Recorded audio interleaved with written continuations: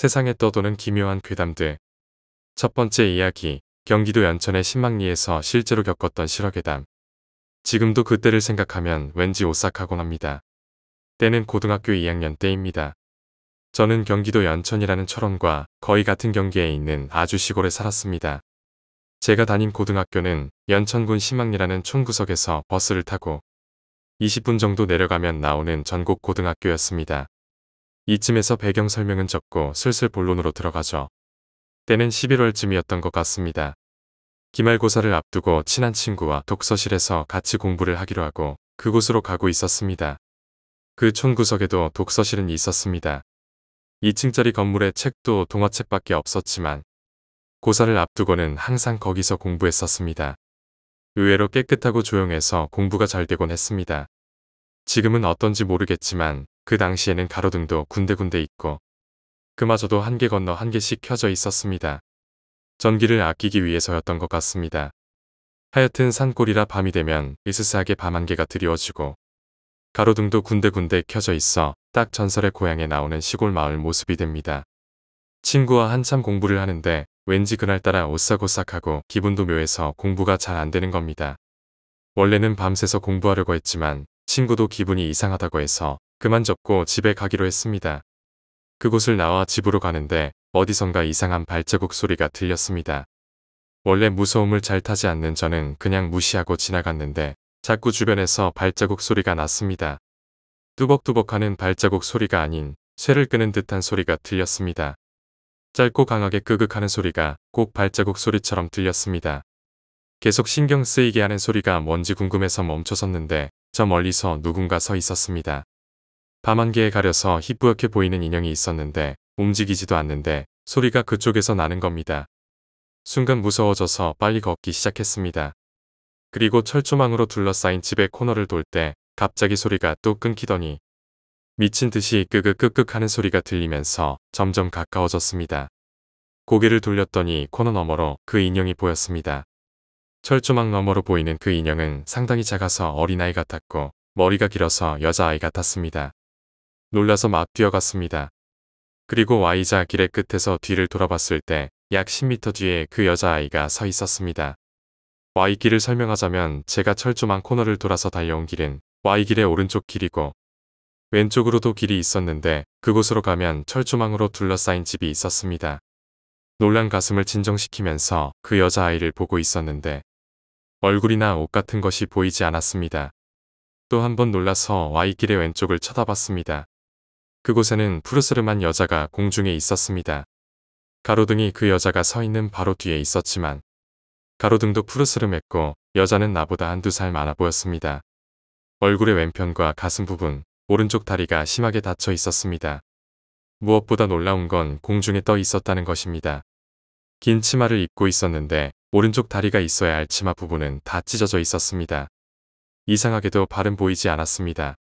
굉장히 놀란 저는 한참을 굳어 있다가 도망가야겠다는 생각이 들어 몸을 돌려 뛰어가려다 신발이 벗겨졌습니다. 두어 발을 더 디뎠는데 신발을 주워야겠다는 생각이 들어 뒤를 돌아봤습니다.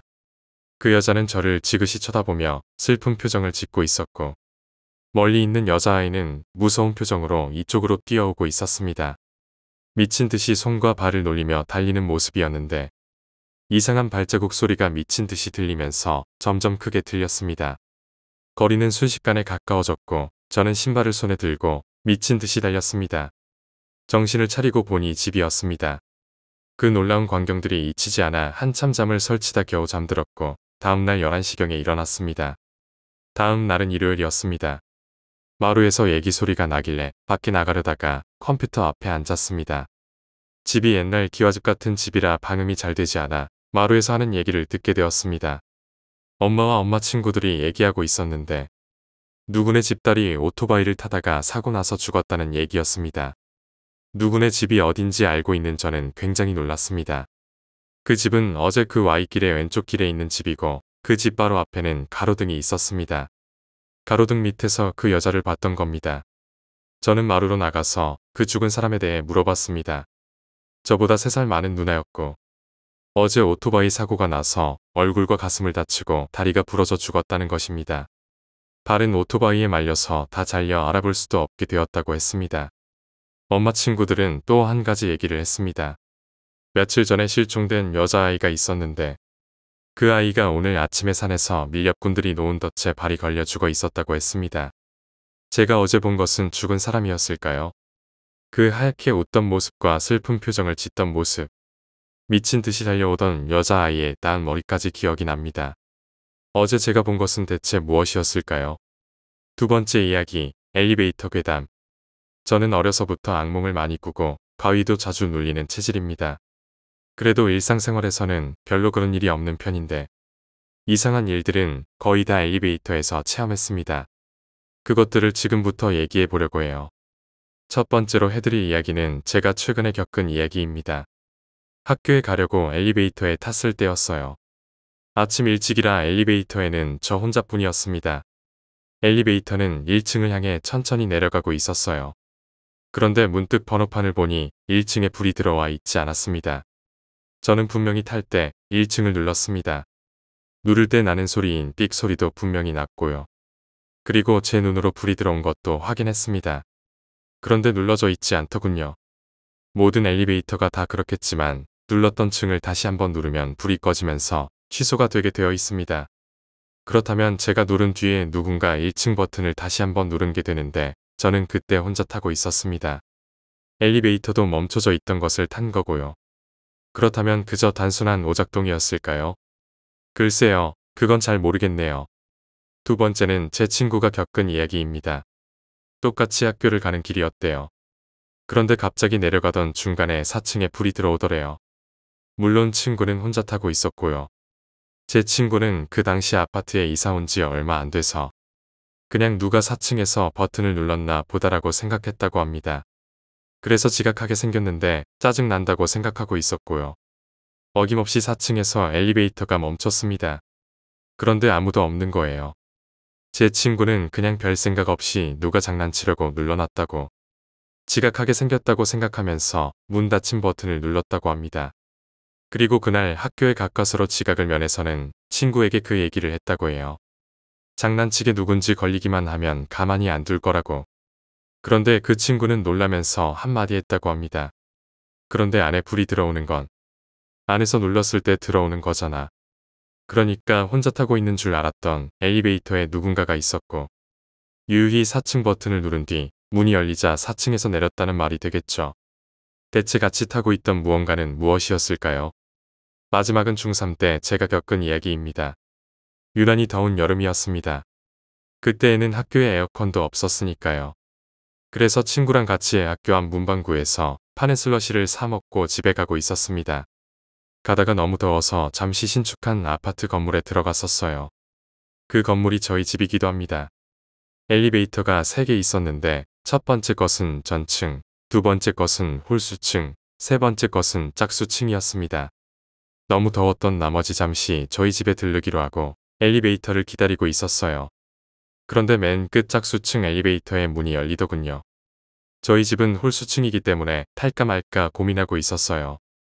엘리베이터마다 다 같겠지만 저희 집 엘리베이터에도 거울이 3개 있습니다.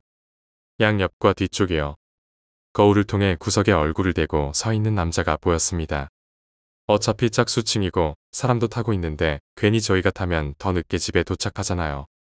그래서 탈까 말까 하다가 엘리베이터 안에서 풍기는 냉기의 유혹에 못 이겨 타기로 마음먹고 엘리베이터를 향해 걸어갔습니다. 그런데 안에 아무도 없더군요. 뒤통수뿐이었지만 벽에 얼굴을 대고 있어서 뒤통수밖에 못 봤지만 분명히 거울에 반사된 남자의 모습을 보았습니다. 순간 그 더운 여름이 소름이 돋더군요. 그래서 다짜고짜 친구 손목을 잡고 아파트 밖으로 무작정 달렸습니다. 나중에 제 얘기를 듣고 가뜩이나 겁 많은 그 친구는 기겁을 하더군요. 무서운 영화에도 보면 자주 등장하는 단골 소재가 엘리베이터입니다. 거울 속에서 귀신이 나온다던가 갑자기 엘리베이터가 멈추면서 갇히고 거기에서 귀신이 나온다던가. 정말로 엘리베이터에는 무언가 있는 걸까요? 최근에는 제 친구의 동생이 엘리베이터에 갑자기 갇혀서 울고불고 난리를 쳤다고 하더군요. 가위를 눌릴 때 보는 귀신들은 별로 안 무서운데 이상하게 실체를 보지 못하고 느끼기만 하는 것들이 더 무섭더라고요. 그래서 저 2년 전부터 웬만하면 아파트 비상계단을 이용하고 있답니다. 세 번째 이야기, 영혼의 외침. 심각한 왕따에 빠져 있던 나는 하루하루가 정말 힘들기만 했고 가족마저 온전하지 못했다. 아빠의 사업이 실패한 이후 우리 집 가구에는 빨간 딱지들이 덕지덕지 붙게 됐다. 결국 아빠는 모든 걸 포기한 채 몇 달 전부터 술만 드시게 되었다. 엄마는 소식이 끊긴 후 연락이 닿지 않았다. 정말 어떻게 돌아가는지 모르겠다. 그 지겨운 학교를 끝내고 집으로 오면 술 주정하는 아빠와 늦게까지 들어오지 않는 우리 오빠. 정말 평화란 하나도 찾아볼 수 없는 나는 정말 컴컴한 곳에서 살고 있는 것이다. 가끔 엄마가 집으로 전화라도 하면 아빠는 받으시고는 엄마에게 말로 표현할 수 없는 욕을 퍼부어대고 전화를 이용한 싸움은 계속된다. 나는 결국 자살을 택했다. 다음에 태어난다면 차라리 새가 되게 해주세요. 희미하게 아이들의 시끌벅적한 소리들이 들린다. 내가 누워있는 바닥은 무척 차갑고 편하다. 희미한 시야 앞으로 담임 선생님이 보인다. 눈앞이 캄캄해졌다. 그리고 내가 눈을 떴을 때 눈앞이 온통 하얀색으로 뒤덮여 있었다. 그리고 귀 속으로 여러 소리들이 들린다. 따님은 이미 이 세상 사람이 아닙니다. 우리 미영이 좀 살려주세요, 네. 제발. 다 떠나가고 미영이마저 없으면 어떻게 하라고. 아빠와 낯선 아저씨의 목소리. 이제 날 버린 줄만 알았던 아빠. 아빠는 날 제발 깨워달라고 그 낯선 남자에게 부탁하고 있었다. 시간이 너무 빨리 흘러가고 있는 것 같다. 그때 내 눈앞을 하얗게 만들던 이 무언가를 누군가가 점점 내리고 있었다. 아마 내 얼굴을 하얀 천으로 덮어놨던 모양이다. 아빠의 모습이 보인다. 나는 입을 열었다. 입이 열리지 않는다. 다시 아빠하고 불러보기 위해 입을 열려는데 입이 열리지 않고 목소리도 나오지 않는다. 아빠는 누워있는 나를 가만히 바라보고는 울음을 터뜨리셨다. 그리곤 옆에 있던 의사 차림을 한 남자는 내 눈을 감겼다. 더 이상 아무것도 보이지 않는다. 눈앞이 캄캄하다. 눈을 뜨려고 해도, 입을 열려고 해도, 몸을 움직이려고 해도 마음처럼 되질 않는다. 하지만 단 하나, 내 영혼만은 아직 몸 안에 있다. 내 마음은 아직 살아있다. 나 살아있어요 하고 말하고 싶다. 아빠하고 아빠를 부르고 싶다. 하지만 몸은 더 이상 움직이지 않는다. 단지 귀만이 지금 상황을 예상하게 해주고 있다. 저 사람들이 보기에는 나는 단지 움직이지도 않고 영혼마저 나가버린 시체로 보이나 보다. 하지만 아니다.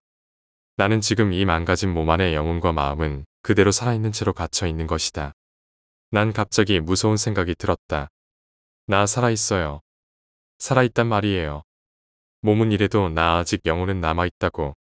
그 뒤론 기억이 나지 않는다. 시간이 얼마나 흘렀을까. 내가 다시 기억을 남긴 곳은 알 수 없는 곳이었다. 귀 속으로 이상한 소리가 들린다. 마치 박스에 흙을 뿌리는 그런 소리. 무슨 소리일까? 하지만 곧 알게 되었다. 청각으로.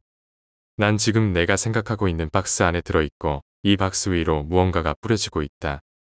그때 난 눈치챘다. 혹시 내가 지금 땅속에 묻히고 있는 건가?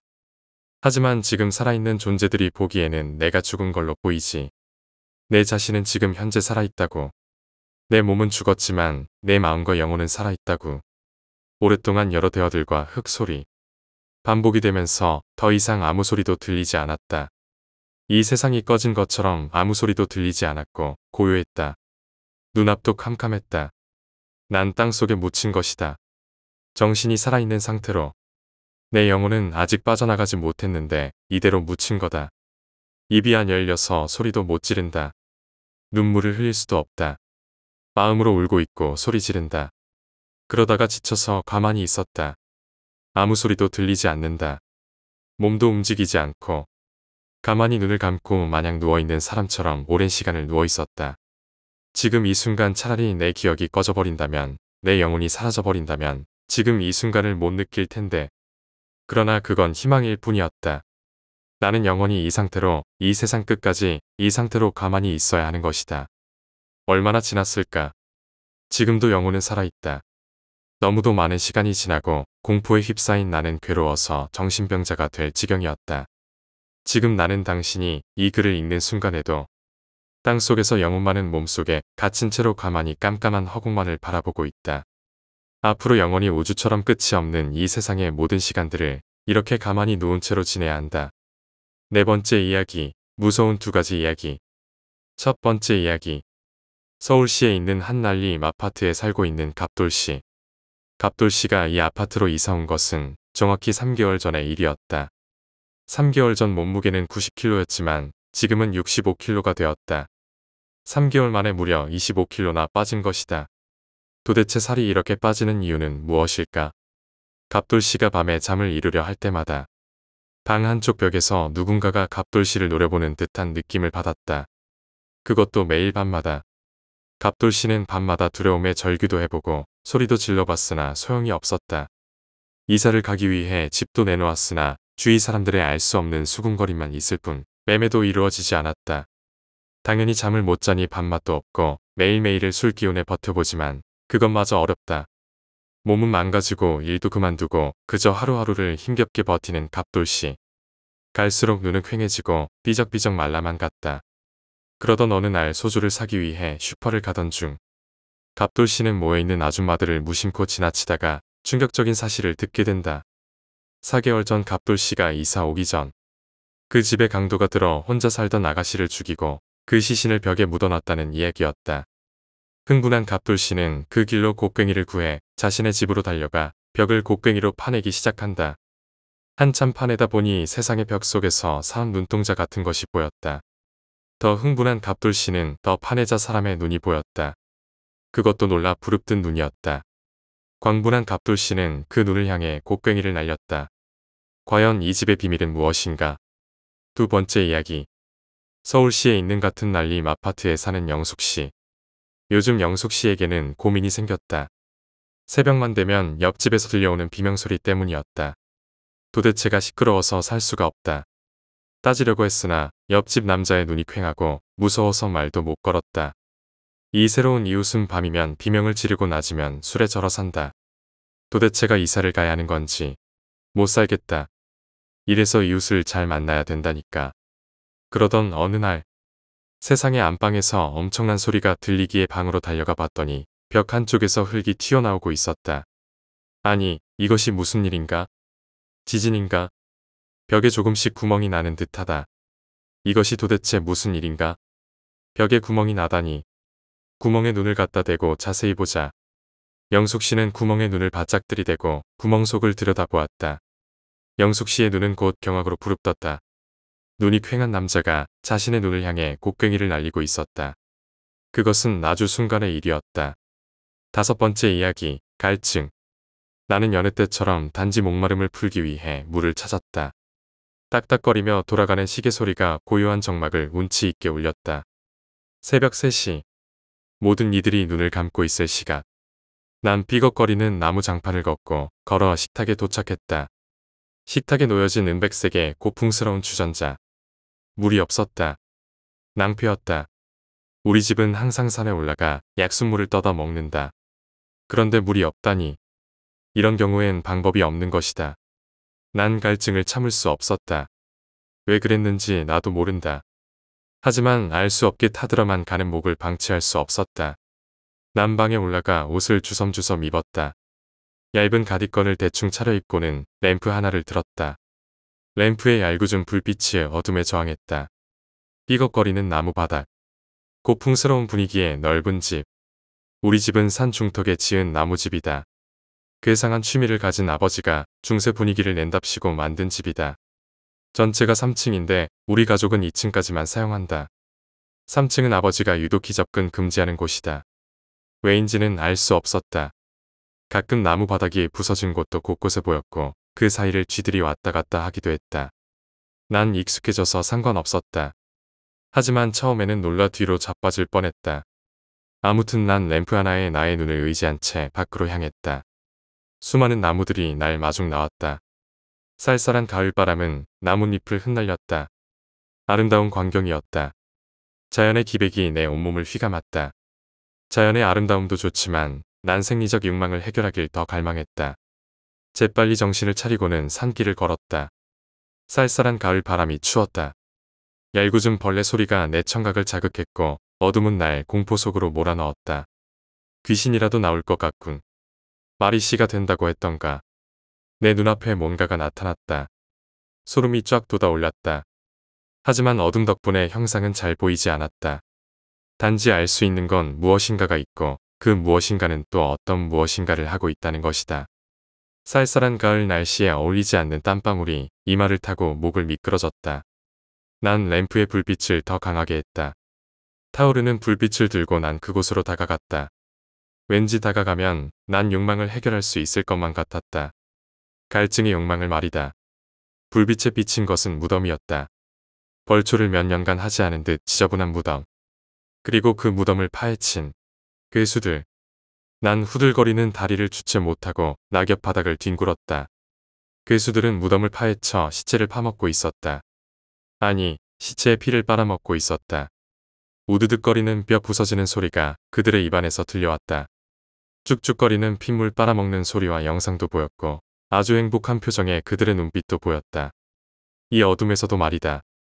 왜냐하면 그들의 눈빛은 고양이 같은 노란색이었으니까.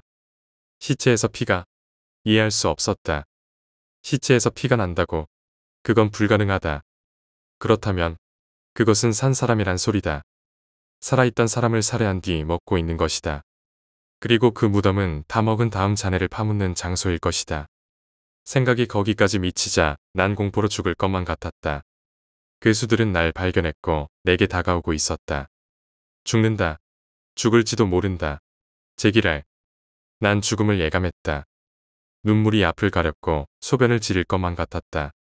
차가운 가을 바람은 내 공포의 열기를 식혀주지 못하고 오히려 흡수되고 있었다. 땀이 비 오듯 내 온몸을 적셨다. 뛰어야 한다. 도망쳐야 한다. 난 끊임없이 속으로 되뇌었다. 하지만 말을 듣지 않았다. 다리가 내 의지를 실천시키지 못하고 있었다. 난 허공을 휘젓는 꼴사나운 동작을 펼쳐 보였다. 나의 유일한 자유로운 기관인 입만이 자신의 의지를 표현하고 있었다. 괴수들은 점점 다가왔다. 그들은 절대 서둘지 않았다. 아주 천천히 다가왔다. 먹던 인간을 내버려 두었다. 날 먹으려 한다. 그들에겐 안먹이일 뿐이다. 사자가 초식 동물을 만난 것처럼 그들이 방치한 방금 죽은 사람의 시체에서 붉은 피가 시냇물처럼 흘렀다. 난 그 피를 보았다.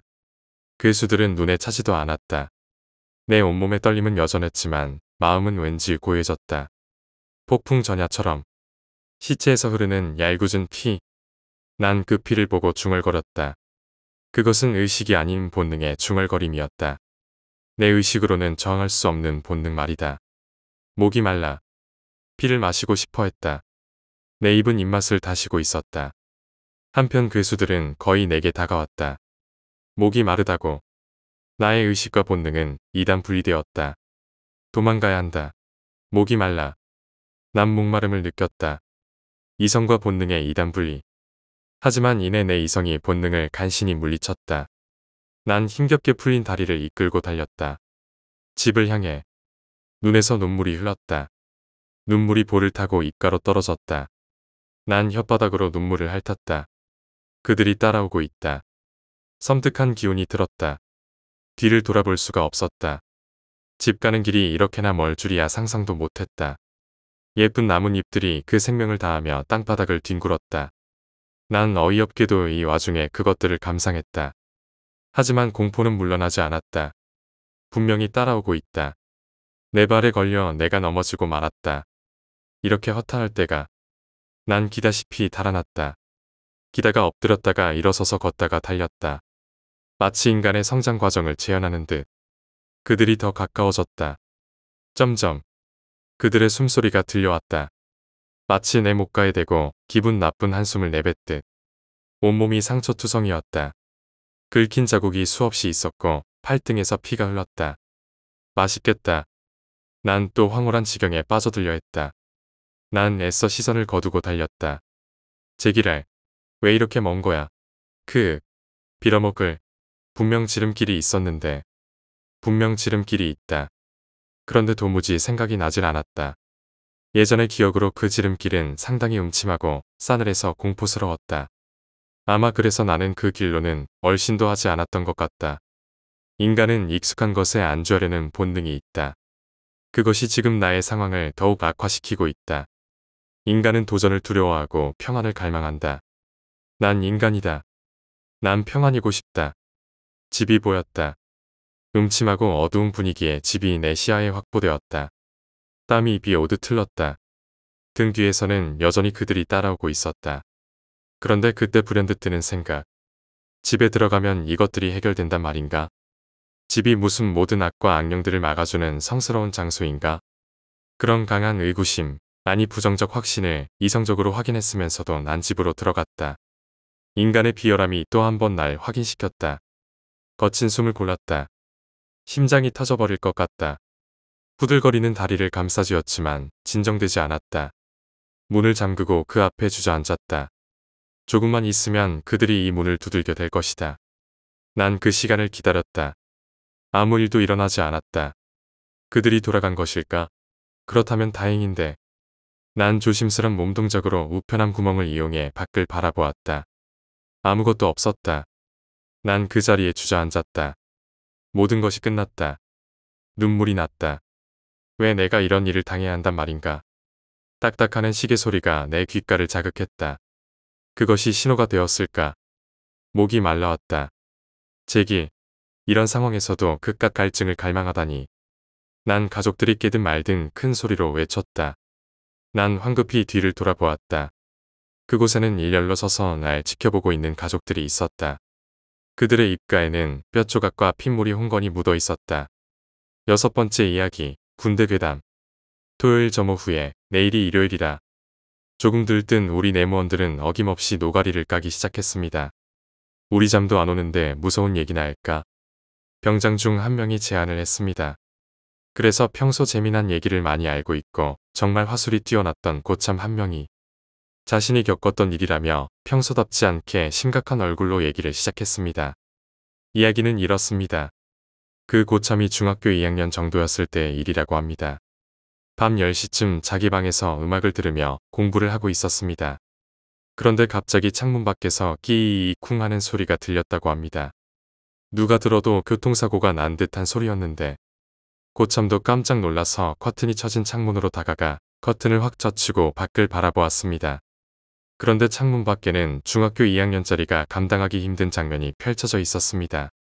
그 당시에 고참이 이 얘기를 하면서 그때가 생각나는지 입술을 바들바들 떨고 목소리도 떨었습니다. 고참의 말을 인용하자면 밖의 상황은 말 그대로 교통사고라고 밖에는 생각할 수 없는 장면이었답니다. 승용차 한 대가 헤드라이트를 켠 채 급정거해 있고 전방 10여 미터 앞에 하얀색 블라우스에 까만 정장 바지를 입은 한 여자가 누워 있었답니다. 고참의 말로는 여자가 그냥 누워 있는 것이 아니라 자세가 말도 안 되는 자세였다고 합니다. 팔과 다리의 관절이 모두 바깥쪽으로 꺾여 있고 목도 돌아갔는데 문제는 얼굴이 고참이 바라보고 있는 방향으로 향해 있었다고 합니다. 순간 고참은 느꼈습니다. 고참의 집 창문과 여자가 누워있는 곳은 상당한 거리가 있었음에도 불구하고 자신의 눈동자를 쳐다보고 있다는 느낌이 확 들었습니다. 눈이 마주친 것이죠. 그리고 몇 초 동안 꼼짝 못하고 바들바들 떨었습니다. 너무나 충격적인 장면에 한동안 정신을 차리지 못하다가 겨우 정신을 차리고 창문의 커튼을 확 닫았습니다. 다시 책상으로 돌아와 앉아 심호흡을 하며 안정을 취하고 있는데 왠지 다시 한번 확인을 해야겠다는 생각이 들었습니다. 무서울수록 확인하고 싶은 것이 인간의 본능이죠. 그래서 다시 커튼을 살살 젖힌 뒤 살짝 그곳을 쳐다봤습니다. 그렇게 말도 안 되는 자세로 누워있던 여자가 깨끗하고 단정한 모습으로 그 자리에 서서 다시 한번 자신을 쳐다보고 있었습니다. 숨막힐 듯이 놀란 고참은 다시 창문의 커튼을 닫고 자리로 돌아와 방금 본 장면을 믿지 못하며 다시 이어폰을 끼고 음악을 계속 들었습니다. 그렇게 음악을 듣고 있는데 방문에서 이상한 소리가 나더랍니다. 톡톡톡톡톡톡. 고참의 표현으로는 손톱으로 문을 살짝 두드리는 소리 같았다고 합니다. 너무나 무서운 나머지 문을 열지는 못하고 순간 볼륨을 확 높여서 그 소리가 안 들리게끔 눈을 감고 계속 음악을 들었습니다. 그렇게 큰 소리로 음악을 듣고 있던 고참은 한순간 미쳐버릴 뻔했습니다. 그 이유는 음악을 듣다 보면 음악이 바뀔 때 약간의 공백이 있는데 그 순간엔 음악 소리가 나지 않죠. 마침 음악을 크게 듣고 있다가 다음 노래로 넘어가는 그 공백에 그 고참의 방문에서 이상한 소리가 나더랍니다. 조금 전까지 나던 톡톡 소리와는 달리 양손의 손톱으로 방문을 마구 긁더랍니다. 너무나 놀란 고참은 한동안 정신을 못 차리다가 패닉 상태로 현기증이 나더랍니다. 그래서 생각을 해보니 너무 현실성이 없는 나머지 형이 장난치고 있는 게 아닌가 하는 생각이 들었습니다. 용기를 낸 고참은 방문으로 다가가서 확 열었습니다. 그런데 방금까지 소리가 나던 방문 앞에는 아무것도 없고 어두컴컴한 집안만이 보였습니다. 즉시 형의 방으로 달려간 고참은 자고 있는 형을 깨워서 얘기를 해주자 형도 너무나 무서워하며 같이 자자고 했고 형과 함께 밤을 보냈답니다. 다음날 아침 고참의 집에서 일하는 가정부가 고참에게 어젯밤에 어딜 나갔냐고 물었습니다. 자신은 분명히 형 방에서 잠을 잤는데 무슨 소리냐고 따지니 가정부는 자기가 잠을 자고 있는데 누가 문을 두드리더라며 팔이 살짝 보였는데 흰 와이셔츠 같은 것이 보였다고 했습니다. 그래서 가정부는 고참인 줄 알고 어디 나가시냐고 물어보자 아무 말이 없길래 그냥 다시 방문을 닫고 돌아와서 잤다고 합니다. 그 이후로 고참은 밤마다 가위에 눌리게 되었고 그 흰 블라우스를 입은 여자가 계속 나타났습니다. 계속 시달리다가 결국 어머니께 얘기하였고 어머니께서 우리나라에서 용하다는 점쟁이인지 고참의 말로는 퇴마사 비슷한 직업을 가진 사람을 불렀습니다. 그 사람은 집에 오자마자 고참을 보고 소리쳤습니다. 거기가 어디라고 들어가 있어? 고참은 영문도 모른 채 무서워서 울기만 했다고 합니다. 그렇게 한동안 욕을 하고 주술 비슷한 것을 외우더니 그 퇴마사의 눈빛이 고참의 머리 위를 향해 쳐다보았습니다. 그 이후 정말 퇴마사의 능력인지는 모르겠지만 더 이상 가위에 눌리지 않았다고 합니다. 그런데 가끔씩, 아주 가끔씩 그 여자가 나타날 때가 있다고 합니다. 이 얘기를 해주면서도 며칠 전에도 새벽에 가위 눌리다가 침상 끝에 서 있는 걸 봤다고 하더군요. 한때 그런 얘기를 들은 적이 있습니다. 사람이 죽을 때 그 당시 자신을 쳐다보는 사람을 느낀다. 믿거나 말거나지만 딱 그 경우가 아닌가 생각이 듭니다. 당시 얘기를 듣던 분위기를 생각하면 아직도 소름이 돋고 입이 바짝바짝 마릅니다. 불이 다 꺼진 내무실에서 이 얘기를 들으며 정말 무서웠습니다. 그 고참이 거짓말이라고는 하지 않는 성격이었고 나이도 꽤 있었기에 실화라고 생각하니 너무나 소름이 끼쳤습니다.